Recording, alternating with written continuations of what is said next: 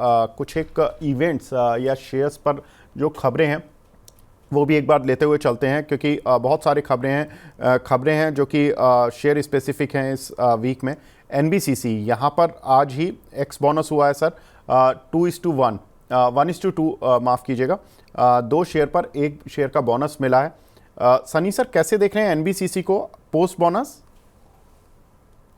I think NBCC again जिस तरह से पिछले कुछ क्वार्टर में अर्निंग की रिवाइवल हुई है, थोड़े से मार्जिन एक्सपेंशन हमने आते हुए देखे। At the same time recently कुछ बड़े ऑर्डर विंस भी हमने देखे थे एनबीसीसी में। तो I think play on infrastructure है, डेफिनेटली डीप पर ऐड किया जा सकता है। मैं बोनस के लिए नहीं रिकमेंड करूंगा, डीप पर ऐड किया जा सकता है। जी बिल्कुल। आज जो दर्शक 34% की गिरावट देख रहे हैं वो इतना ना डरे, क्योंकि मार्केट गिरा हुआ है, लेकिन एनबीसीसी स्पेशली इतना नहीं गिरा हुआ है।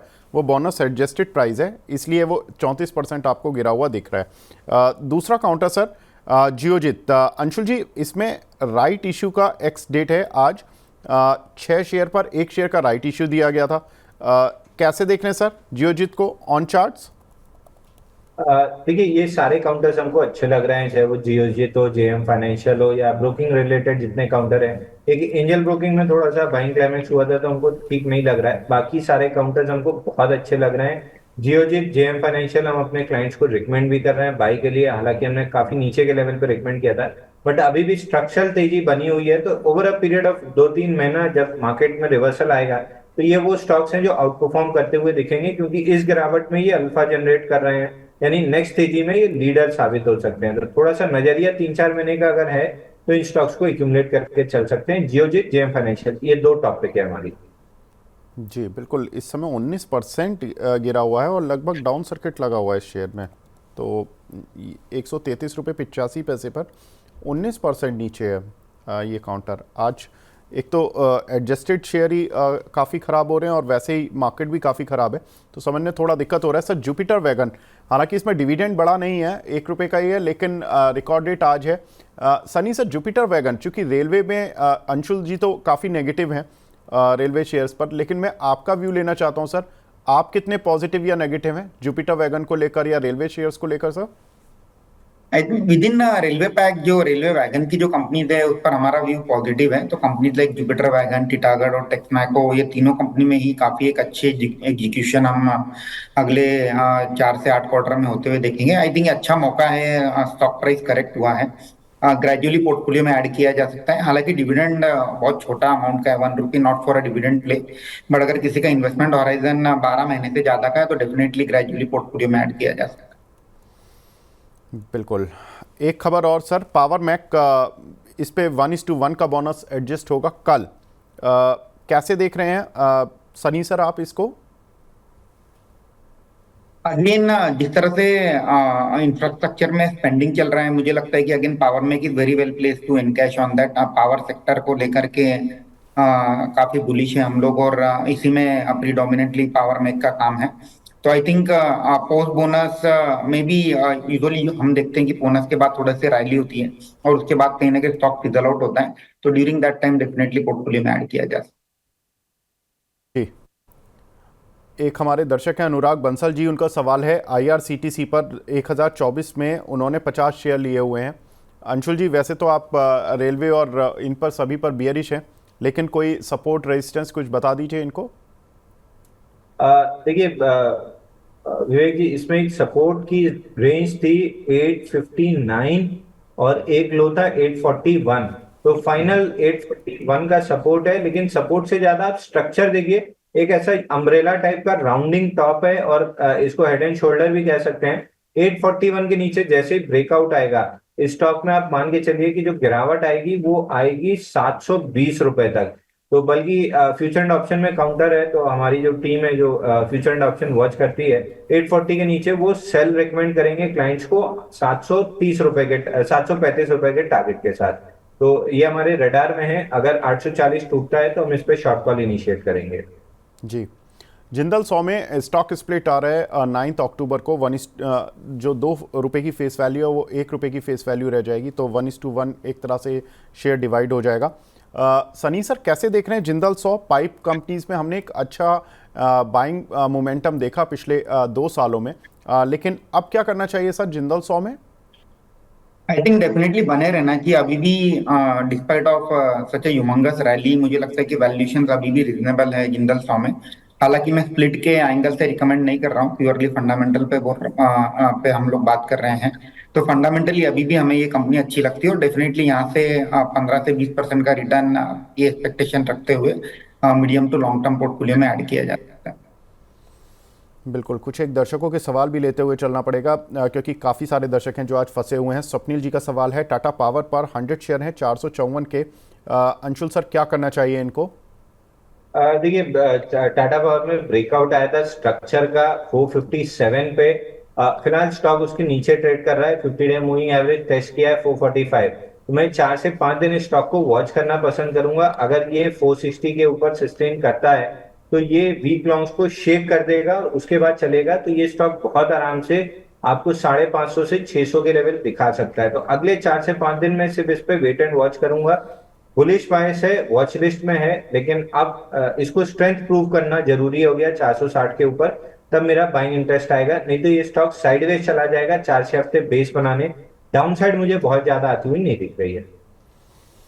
जी, अमर सिंह जी का सवाल है, इलेक्ट्रो स्टील कास्टिंग और आईओएल केमिकल पर, आईओसीएल पर फ्रेश एंट्री बन सकती है क्या सर? 1 साल के लिए इनका व्यू है।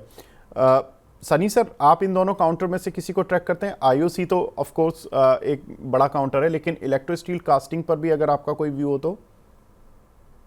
नहीं, इलेक्ट्रो स्टील कास्टिंग पर मेरा कोई व्यू नहीं है, बट आईओसीएल पर डेफिनेटली मैं अपना व्यू शेयर कर सकता हूँ। जिस तरह से ऑफ लेट अभी क्रूड ऑयल के दाम बढ़े, डेफिनेटली आईओसीएल प्रेशर में है और इनफैक्ट सभी ऑयल मार्केटिंग कंपनी प्रेशर में है। बट मुझे लगता है कि कहीं ना कहीं वैल्यूएशन के लिहाज से जितनी भी ऑयल मार्केटिंग कंपनी है काफी रिजनेबल वैल्यूएशन पर ट्रेड हो रही है।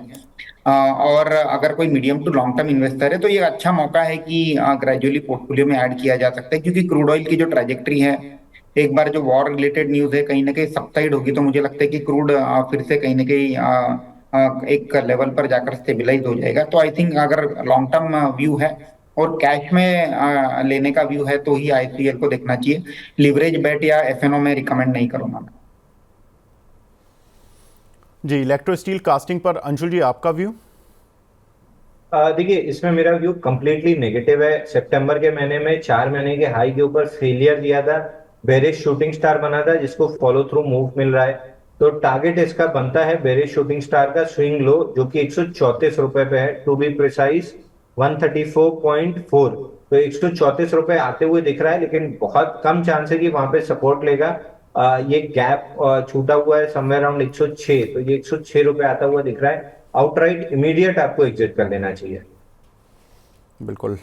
साथ ही कुछ इवेंट और भी है। आईआरबी इंफ्रा 9 अक्टूबर को इनकी बोर्ड बैठक होने जा रही है फंड रेजिंग को लेकर। सर, सनी सर कैसे देख रहे हैं? आईआरबी इंफ्रा काफ़ी समय से अंडर परफॉर्म भी कर रहा है, अब शेयर से कुछ लगता है कि फंड रेजिंग वगैरह होगी तो कुछ आउट परफॉर्मेंस के चांसेस बन सकते हैं इस काउंटर के? हालांकि फंड रेजिंग का जो ऑब्जेक्ट है हमें पता नहीं है, बट आई एम श्योर कि ग्रोथ कैपिटल ही मोबिलाइज कर रही होगी कंपनी। अदरवाइज अगर आप आईआरबी इंफ्रा के नतीजे देखेंगे तो काफी डिसेंट नतीजे हैं। हम एक सब डायरेक्टली रोड टोल कलेक्शन का प्ले है और मुझे लगता है कि अल्टीमेटली पोस्ट फंड रेजिंग इसे कंसिडर किया जा सकता है लॉन्ग टर्म के हॉराइजन से। जी, एक और काउंटर जिसमें की खबर है वो है वरुण बेवरेजेस। इसमें भी फंड रेजिंग की खबर है 9 अक्टूबर को, लेकिन ये Sunny sir fund raising QIP के जरिए होगी। इसकी बोर्ड बैठक है, क्या लगता है सर वरुण बेवरेजेस में? Yes, definitely. I mean one of the topic है, इनडायरेक्ट प्ले है पेप्सिको के बिजनेस को लेकर के। At the same time recently इन्होंने स्नैकिंग बिजनेस में भी फोरे किया है। मुझे लगता है कि एक बार ये क्यूआईपी हो जाए उसके बाद डेफिनेटली इसे कंसिडर किया जा सकता है। हालांकि इसमें जो रिटर्न एक्सपेक्टेशन है थोड़ी सबड्यूड रखनी होगी। वैल्यूएशन थोड़े ऊंचे हैं, तो मे बी 13 to 15% के अगर रिटर्न के एक्सपेक्टेशन से वरुण बेवरेजेस को पोर्टफोलियो में ऐड किया जाए। बिल्कुल, तो वरुण बेवरेजेस को बाय ऑन डिक्लाइंस पर रखा जा सकता है। आईडीएफसी और आईडीएफसी फर्स्ट बैंक इन दोनों का मर्जर हो रहा है 10 अक्टूबर से, और जिसमें कि 100 शेयर आईडीएफसी के जो 100 शेयर के धारक होंगे उनको 155 शेयर आईडीएफसी फर्स्ट बैंक के दिए जाएंगे। अंशुल जी, ऑन चार्ट्स कैसे दिख रहे हैं आपको ये दोनों काउंटर?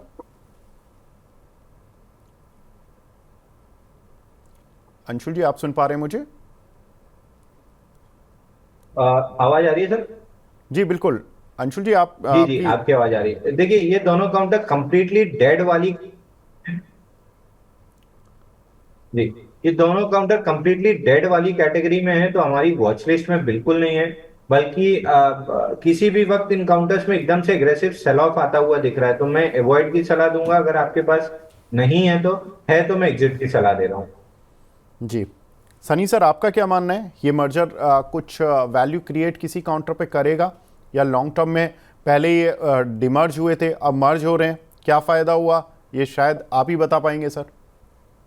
आई थिंक ये जो मर्जर है कहीं ना कहीं this is pertaining to RBI regulation. पहले था कि होल्डिंग स्ट्रक्चर है उसके अंडर ऑपरेट करेंगे, फिर जब बाद में आरबीआई ने परमिशन दी कि रिवर्स मर्जर कर सकते हैं, तो उसी के तहत मुझे लगता है कि डीमर्जर और मर्जर की प्रोसेस चल रही है। और अल्टीमेटली पोस्ट मर्जर कोई ऐसा कोई बहुत खास चेंज नहीं होगा, क्योंकि कहीं ना कहीं ये जो न्यूज है ये मार्केट में पिछले 2 सालों से और कहीं ना कहीं डिस्काउंटेड है। तो इस पे अगर व्यू लेना होगा तो आईडीएफसी फर्स्ट बैंक के बिजनेस को लेकर के लेना होगा। और पिछले क्वार्टर में ही आईडीएफसी फर्स्ट बैंक की मैनेजमेंट ने कह दिया था कि Q2 थोड़ा सा सॉफ्ट रह सकता है, और प्रोविजनल अपडेट भी वही इंडिकेट कर रहे हैं। तो मुझे लगता है कि हालांकि इन लॉन्ग टर्म डेफिनेटली एक आउटलायर हो सकता है in terms of outperforming its peers. Low base पे 20 से 25% ग्रो करना कोई बड़ी बात नहीं है आईडीएफसी फर्स्ट बैंक के लिए। तो जो फेयर वैल्यू है, अगर 2 साल का होराइजन है, तो 90 से 100 रुपीज का फेयर वैल्यू रख के पोर्टफोलियो में ऐड किया जा सकता है। जी, कुछ एक दर्शक भी हैं जो सवाल पूछ रहे हैं। मीर इस्लाम आलम जी का सवाल है यस बैंक पर। अंशुल जी, 4500 शेयर हैं इनके पास, क्या करना चाहिए? एवरेज प्राइस है इनका 23 रुपये 25 पैसे का।